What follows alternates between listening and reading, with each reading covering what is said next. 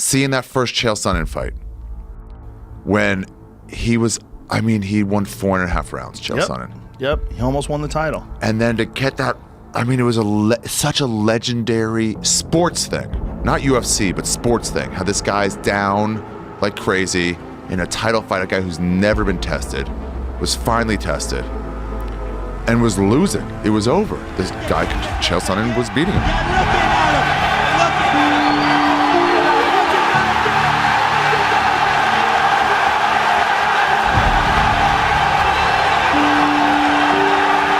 Whatever you want to call it. Let's smack the out of you right now. Don't you ever talk about my mom. Talk about yeah. What's going on?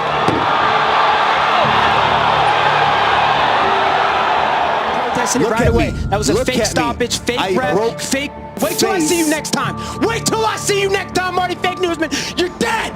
You're dead. Nowadays, trash talk has become almost a mandatory attribute of the fighter's build-up. Athletes don't even need to hate each other to throw insult. In their time, Mike Tyson, Muhammad Ali or Tyson Fury were true kings of trash talk in boxing. Speaking about MMA, we could mention Conor McGregor, Chael Sonnen, Michael Bisping and Colby Covington. My confidence comes from looking around at the division. I don't see anything in the division that troubles me, not one of them. They don't move like I move, they don't think like I think, and they don't talk like I talk. That's my confidence. But it's not always the case that an arrogant and self-confident attitude leads to winning in the octagon. There are some occasions when excessive impudence gets punished in a vicious and brutal fashion. And these are the incidents we are going to talk about today. Please don't forget about the likes, comments with 4 words, and subscribe to the channel. Here we go. Dominic Cruz versus Colby Garbrandt, UFC 207. Prior to the fight with the young prospect, Dominic Cruz was the dominant UFC champion with a record of 22-1. Dominator consistently defended his title, and despite regular injuries, every time he stepped into the octagon, he looked amazing. Right up until the moment when Garbrandt got under his skin and challenged Cruz. At that time, no love was not even in the top 5 of the bantamweight division, but he was on a 10-fight winning streak with no losses on his resume, for which he was granted the title shot. The fight between the two was supposed to happen at UFC 207 in 2016. Yeah, it's everything I dreamed of. I've pictured facing Dominic for quite some time since I was a teenager, and I'm 2 days away from that. And each fight, I fight a different style of fight. I make adjustments on the fly accordingly. So, according to what Cody brings in, I'll adjust in there with my instincts. Everything I do is off instinct. So, I've already put all the thought into this. I understand. I built him in my camp. I have plenty of pro boxers that I've worked with, plenty of pro kickboxers, top-notch wrestlers. So I'm prepared. I mean, Justin Buchholz, I mean, that guy got knocked out from Jeremy nasty too, just like Cody's been knocked out a couple times, so he's probably still trying to wake up from that. Right. None of those guys have a clue what to do with me, so there's nothing they can tell him. And he's going to figure that out after the first round when he's in there punching, he's in there missing, he's looking for that big punch that he's landed on everybody else, and he goes to land that punch, and I'm gone. I'm a ghost, I'm not there. And then he goes to do it again, and I'm gone, and I'm not there. And then he's getting hit, and he's getting hit. And when he goes and sits on that stool after the first round, and he looks at his corners, he's going to know his corners have nothing they can tell him. I've fought them for 27 plus rounds. I've maybe lost 5 rounds of those rounds against the corners that he's going to have there, against his teammates, the teammates that I've made a living off of, Team Alpha fail. So bring it. Let's go. In the threshold of the clash, Dominic Cruz didn't hide his disdain towards Colby Garbrandt. He humiliated him as a man, a fighter, and was persistently belittling his skills, and he was especially empowered by the support of his fans, as he was the undisputed champion and a favorite in the community's eyes, while No Love just recently broke into the world's best league. But your luck's run out, your time's up. I don't use luck, I go out there and you are a loser, you're a dork, what you are. More opinions that don't matter. That's my opinion. Well, okay. Well, I don't care about your opinion. % knockout rate 1%, down one to shot. 30%. One it doesn't shot. matter. All I need is one shot, Dom, and you know that. Despite many expectations, Colby Garbrandt shocked the world that night. he did not just beat Dominic Cruz, he truly cracked his matrix. It was a humiliation. No Love regularly dropped the Dominator, danced and floated around the octagon. In the conclusion of the judges' unanimous decision, he earned a vivid win and made the former champion pay for every word he said. Loss is part of life. If you don't have loss, you don't grow. This isn't tough, this is life. 5th place, Alistair Overeem versus Antonio Silva, UFC 256.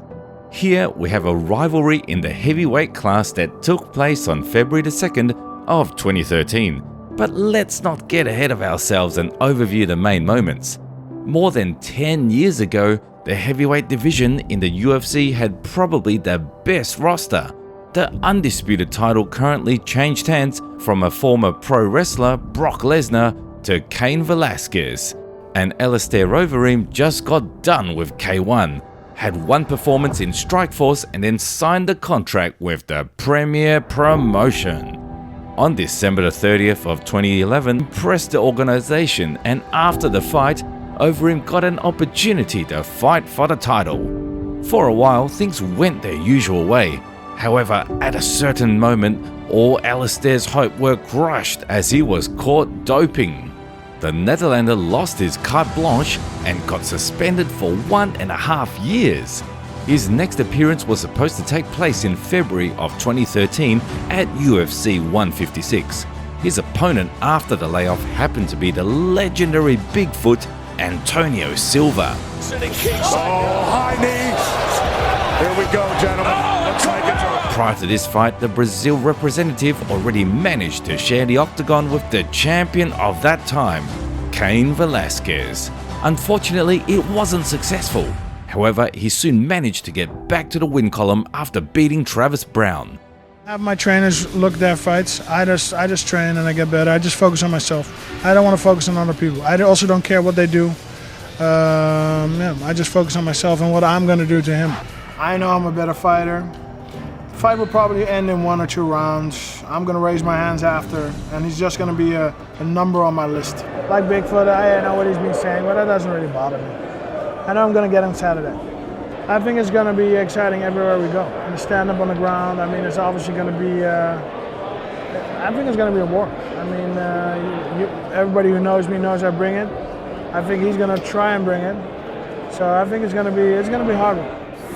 It's going to be up to the UFC to decide ultimately who's going to be. If it's up to me, I want to fight the champion. I want to get that belt. I think it belongs to me.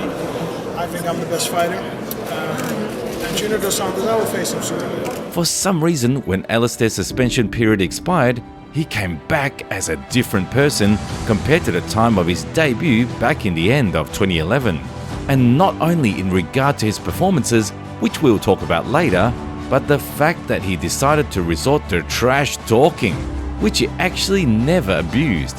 And there it is, he got an opportunity to continue his professional career after 900 days without competing at the peak of his career. And he says that Antonio Silva is an easy fight for him and he'll for sure get a title shot after beating him. Bigfoot trained with your current team, the Black Zillions, and then departed when you arrived. What were your thoughts about that? Why do you think he left? I don't know. I know he made a mistake because it's a very fine team. We have an excellent management, very capable management. We have an excellent training facility. So I think it's his bad for leaving. Do you think you ran him off? I think so. When he came in, I left because I won a fight over him a long time ago. I'm waiting for 2 years. And when he came to Black Zillions, I said, I know fight training with this guy because I don't know when I will fight him, but I want to fight him. And after that, I don't know. We can train one day together. I don't know. But before the fight. When it came down to fighting, all of Alistair Overeem's vaunted technique completely vanished. First of all, the fight lasted for more than 2 rounds, which was already via stoppage, was back in 2007.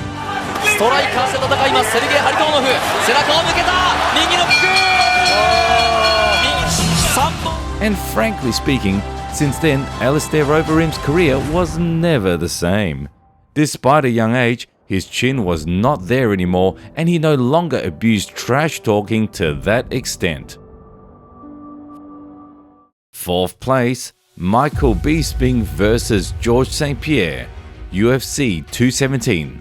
By 2017, Michael Bisping's fame has reached its peak. The undisputed champion of the world on a decent win streak recently defended his title against the legendary Dan Henderson and planned to have a rematch with Luke Rockhold, who he defeated a year ago via first-round knockout. What could have gone wrong in the near future? That is the plan as of right now. Whoever wins this fight fights GSP. But GSP's people are here today to speak to me, so we'll see what happens. We'll see how that goes. And indeed, after a 4-year-long layoff, the legendary GSP returned to the octagon at UFC 217 to try to snatch the middleweight championship from Michael Bisping. As you know, the Englishman was already quick to respond. He was witty and knew how to embarrass his opponents. However, this time the count went a little bit over the top. Niggas got the best out of you, unfortunately. Yeah, it doesn't matter because I'm going to get the best out of you, so shut the f*** up. Now you won't. Now you won't. You're talking about being a f***ing welterweight. You are a welterweight, okay? I'm a middleweight. I can't wait to square up against you. Stand up. Stand up and look at the size of me and look at the size of you. Go back to f***ing Canada. When to fight? When do you want to fight? Because I'll fight right now. I'll fight right now, motherfucker. That's the difference between you and me. So you look at me. You don't scare me, not even one bit. Not even one bit. I'm not trying to scare you. I know, you really don't. I'm not trying to scare you, but here's the fact. I'm a real fighter. I'm a real fighter. You're an athlete, and good for you. You're a very, very good athlete, but you're an athlete. I'm a fighter. Difference. I set it up differently, and you know, I had time to take time for myself. You know, I feel rejuvenated, more hungry, and I'm happy. Now I'm gonna be on the other side of the cage. I'm the challenger, so I'm going to challenge the champion for the belt. The difference is that he can't take steroids anymore because of USADA. That's the main difference. But I'll tell you what hasn't changed. He's got the same suit on as the last press conference. Come on, George, you got some money, man.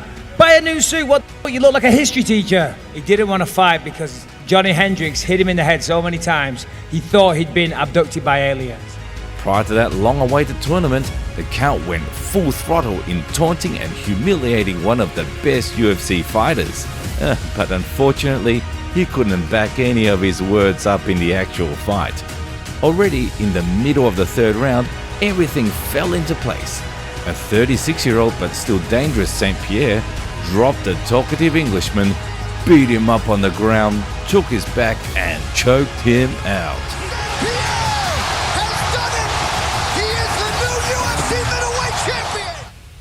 Third place, Stipe Miocic versus Francis Ngannou, UFC 220. In regard to the build-up, the first title run of the unstoppable Cameroonian monster was immaculate. In just 2 years since his UFC debut, Francis Ngannou has won over everybody in the organization and the whole fighting community. He made Dana White fall for him and convinced him he was going to be the next big star. He had 6 first-round stoppage wins on his resume and was an absolute record holder for the heaviest punch among all athletes in the world. And considering his physicality supported by his powerful background story, nobody would mind a new heel. 218. Trying to get a matchup with Ngannou. Down goes the Reem. Francis Ngannou. On December the 2nd of 2017, the organization quickly put together a UFC 220 tournament with Stipe Miocic in the main event of the evening, targeted for January the 20th of 2018. Francis is an amazing fighter. You know, him starting in so fast, and he's got great power. He's very athletic. You know, he's a big heavyweight. You know, he's definitely shown it, and that's why he's here. I think he'll try to survive. First of all, this is the first way for his game plan, survive. And then whatever I'm gonna try, I'm gonna catch it.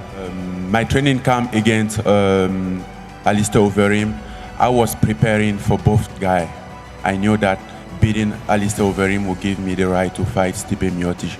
So I've been prepared for this fight for a few months before then announce it. Of course, he's really intimidated. He know what's gonna happen.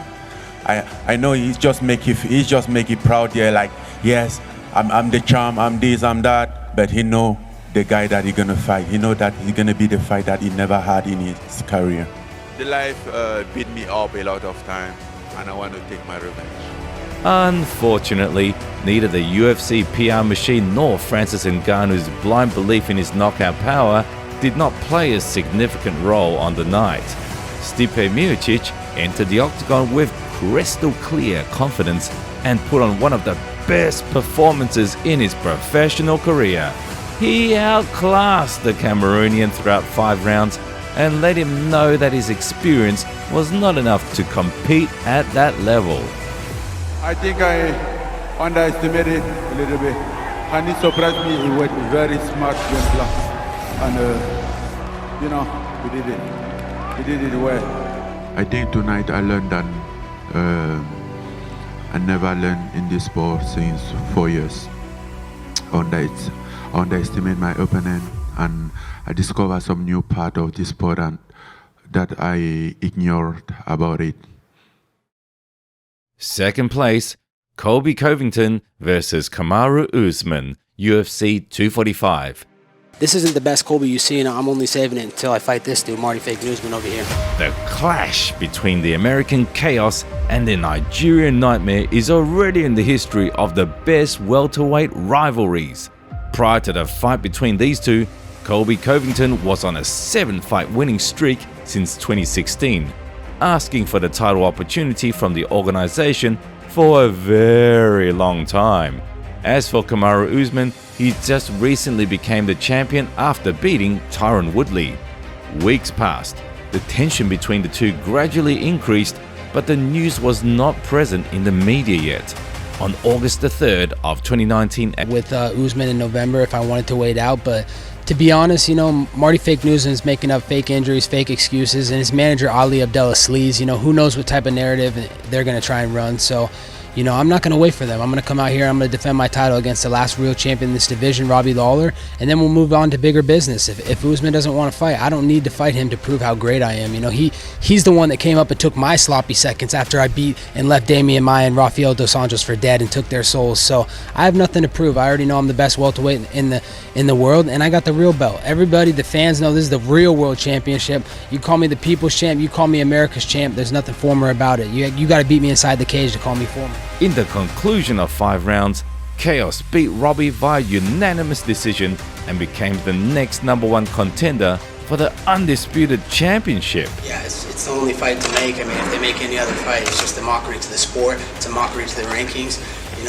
If you hate Tom Brady, it doesn't matter. If they win the AFC Championship, they're going to the Super Bowl. So I have one half of the belt. We need to unify this belt. And whether it be in New York, where Mr. President can come right down the road and see it with the first family again, or be in Vegas end of the year, these titles need to get unified. And he's got nowhere to run. He's got nowhere to hide. None of that bullshit in a wheelchair, and then the next day he's jumping guardrails at the palms trying to get in my face. So he can't fake injuries any longer.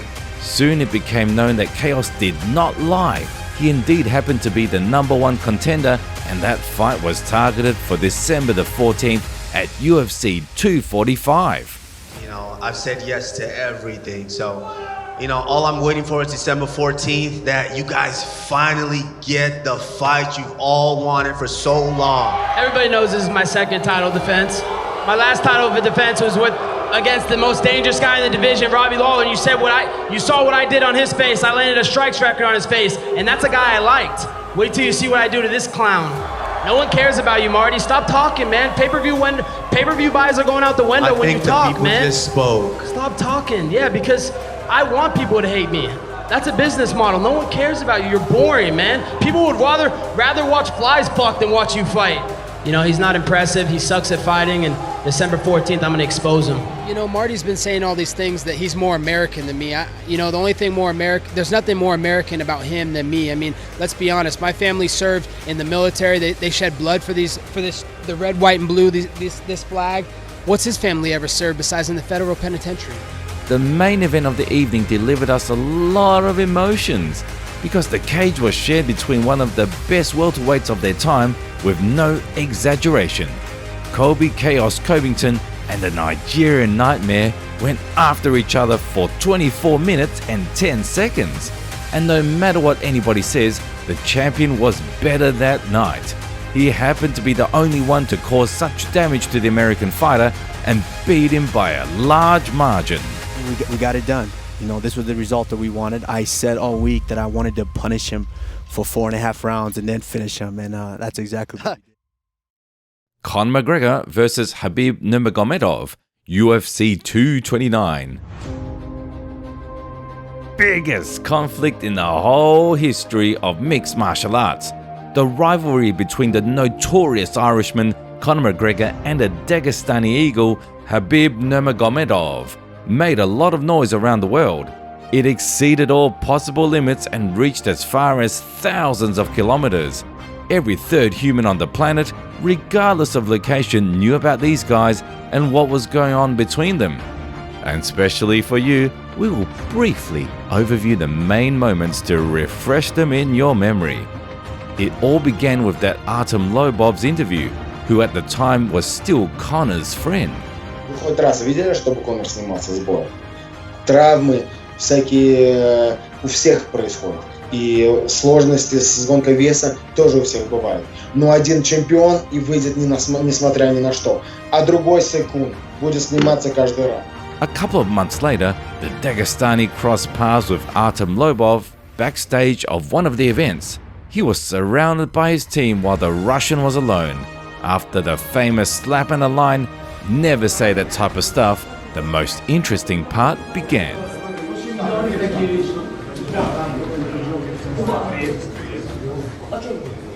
Okay, now to the latest on UFC star Conor McGregor being arrested. Let's first show you what happened last night. Several UFC fighters were leaving the Barclays Center on a bus after a media day, including a fighter that Conor and his entourage had gotten into heated arguments with, and Conor and his entourage then decided to beat up the bus. Getting ready for a fight. This is the most disgusting thing that has ever happened in the history of the company. And there is a warrant out for Conor McGregor's arrest. And they're looking for him right now. His plane cannot take off. He cannot leave the state of New York with this warrant. Of course, everybody knew that even for the bus assault with people on board, there would be no repercussions for the most popular fighter in the promotion. Moreover, the interest in the potential fight between the Irishman and the Eagle only got many times bigger, and UFC matchmakers couldn't help but notice that, including Dana White himself. Hey, just send me a message where I'm gonna come, just send me a message. Indeed, the news about the mega fight went over the whole continent. The World's Best League officially announced that the bout between Habib Nurmagomedov and Conor McGregor will take place on October the 6th at UFC 229. Came back for the love of this, to come and shut this man up. A little rat, a little weasel, a little hard man in groups, cowers away. And that's what you saw with that little shite on the bus over there. He shit his jocks after doing something to his own countryman that had nothing got to do with anything. Fanboy! The man was a fanboy. He bought t-shirts of mine. He supported the cause. You remember that? You little fanboy. You little fanboy. He bought t-shirts to support the cause, nothing but respect. And then over on his neck of the woods, a man involved in something who's now in prison. But Vladimir Putin locked him up for embezzling 150 million worth of money from the Russian people. Started to invest and pump money into his gym, so he started to grow in power. Started to gain this false power and started thinking he was a little hard man, tough guy. Then shit hit the fan with your man. He gets locked up, and now there's not a bean left. And now here I am to put the nail in the coffin. That's how it began. He was a fanboy, thought he was a little hard man after a while with some money, like many people do, money and numbers. Now the money's gone, the numbers are still there, but trust me, his own countrymen, his own people that he's turned his back on, they want to see him gone too, and I am going to do it in the name of the Russian people. I'm coming here for smash this guy. Smash me, mate. Smash me. Yeah, smash me. You say send location. Here it is, right here in front of you. I'm right in front of you. Did you not see me outside the bus? No. Did you not see me right in front of you outside the bus, I showed you my hands, no weapons. The first thing when I showed up at that bus, I showed not my hands to let it know I come here unarmed, no weapons. Step off the bus. You talk the big game, now I'm here. He done fucking nothing. He sat and took a shit on that bus, hid and cowered behind fucking women and caused what happened to happen. So that's fucking that. You tap 3-4 times. You tap 4 times. So what? I'll tap your head off the canvas, kid. You tap like chicken. I'll tap your head off the canvas. He's a glass jaw. The Chechens, my Chechen friends, the Vainaki soldiers, they told me that they have chicken jaws in Dagestan. And I believe them because I know a glass jaw when I see one. And I've seen this man wobble many times. I've seen his brother sparked unconscious in another promotion. I know he is afraid of a smack. And if you're afraid of a smack off me, a smack will feel like a double-barrel shotgun. So I believe the inside the force. But I have been wrong before. I will be prepared for 5 rounds. You're looking at a fighting veteran. I've came through it all. I've been through it all. I've been on both sides of the world. I've been on the boxing side and I've been on this side. I'm ready for any occurrence. But this man is a glass jaw bum. And I'm going to shatter him like that glass was shattered. May God have mercy on its soul. Wow, this time Conor really went too far. Prior to the fight, he already did a lot of stuff while standing for Artem Lobov, but his latest statements towards the Dagestani were too much. In the end, as all of us remember, Habib Nurmagomedov ran through Conor McGregor. He made him pay for every single word and taught him a valuable lesson. My father teach me, hey, you have to be always respectful. My old team, where I'm training California 7 years, everybody know who I am. All my friends, like everybody who know me, they know who I am, you know. And I told you guys, these guys, not only him, his whole team and him, they tap machines. You know, I told you guys, when you put him wrong way, he gonna tap. Anderson Silva versus Chael Sonnen, UFC 117. In its time, the rivalry between the Brazilian Spider and the main American trash talker of the past generation broke all ratings and records and was forced at every corner. But let's not get ahead of ourselves. These were the good times when Anderson Silva entered the octagon and, with no exaggeration, put up a true spectacle every single time. By that moment, he was invincible on his throne and confidently defended his title against any opponent the world's best league offered him. As for Chael Sonnen, at that time he was competing with varied success. For the most part, he was distinct from other fighters only because of his loud words and well-hung tongue. The American came a long way to his title bout with Anderson Silva. By 2010, he extended his streak to 3 consecutive victories, and for all that time, he did not forget to throw around some insulting lines towards Silva. Anderson Silva, you absolutely And as history shows, he managed to make that fight happen. Even though many thought that Sonnen is not a champion caliber fighter, his provocative behavior played a key role in organizing this event. And it's not surprising, demand creates supply. I beat every champion there's ever been except one, and I've stuck my finger in his chest for 4 years and he wouldn't fight me. He fought a one-legged Canadian, he fought a math teacher from Ohio, and he fought a bunch of guys that weren't even good enough to hold their spot in the company.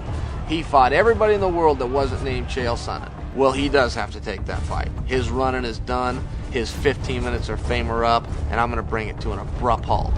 You got to understand, Anderson Silva's hurt a lot of people. A couple of those guys were my friends, and I don't have a lot of friends. And that bothers me a lot. Oh, it's a payback thing. Absolutely. Absolutely. Let's get rid of this guy. Anderson Silva's really the nuisance. He's truly the problem. We've all had it with him. There's one guy that wants to fight him, and there's one guy with the skills to beat him. Chael Sonnen insulted and humiliated the undisputed champion in his common manner. The American fighter dismissed absolutely everything the Brazilian achieved, which only increased the level of excitement for the upcoming fight. Yeah, absolutely. There's a lot of pressure on me, and that's exactly where it should be. If you're carrying a card and you're going to fight for the world championship, you should have pressure. I don't care. I'm like a wounded animal. If you back me in the corner, I'll do anything to get out of it.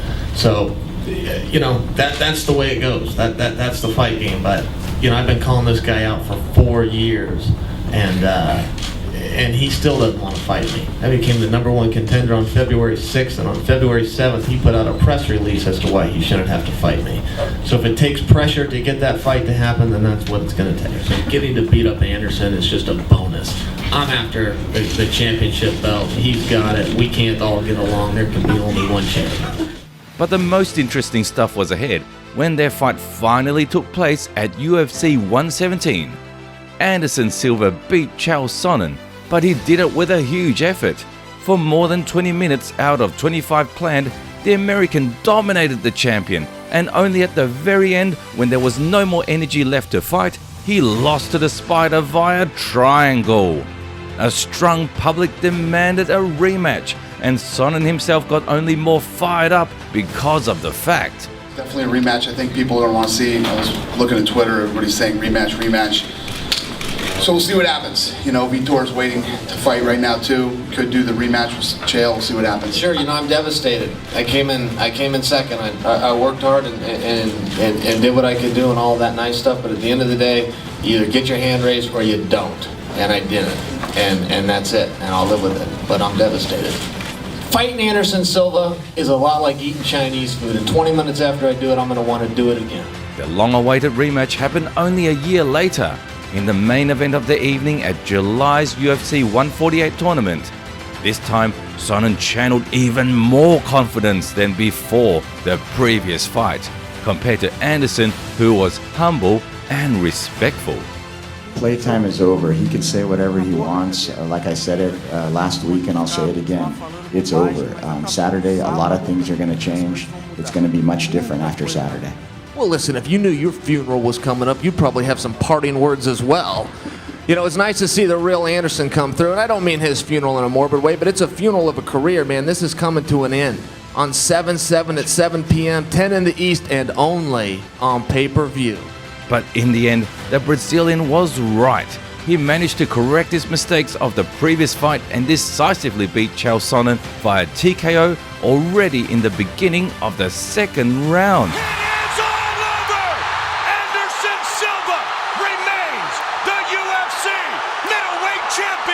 It's very important when you lose a fight that you don't say things like, my opponent was better tonight. The better guy wins every time. The better guy won tonight. There it is, guys. Ingenious trash talk is a good spicing for the main dish. If fighters vividly demonstrate their oratorical skills and then prove it with actions, the fans exalt them to the skies. But if there is nothing behind the insults and jokes, all of these words will be rubbed in their faces. Please don't forget to subscribe to the channel so you won't miss any upcoming videos. And of course, hit the like button if you're interested in the new content. And that's it for today. See you soon. There was a little bit of respect for each other, you know. Even though he's cut corners and I've never had to cut corners in my career, I came here the long way. I earned this blood, sweat, and tears the hard way. Never cheated, never cut corners. I'm just a blue-collar kid from Thurston, Oregon, you know, in these big fights. So, you know, if that's the pound-for-pound #1 fighter in the world, you know, I just put on 2 epic fights with him and beat him in multiple rounds. So where does that put me? And why am I not in the pound-for-pound rankings? Oh, yeah, that's right. I forgot. Everybody hates me. Thanks, guys.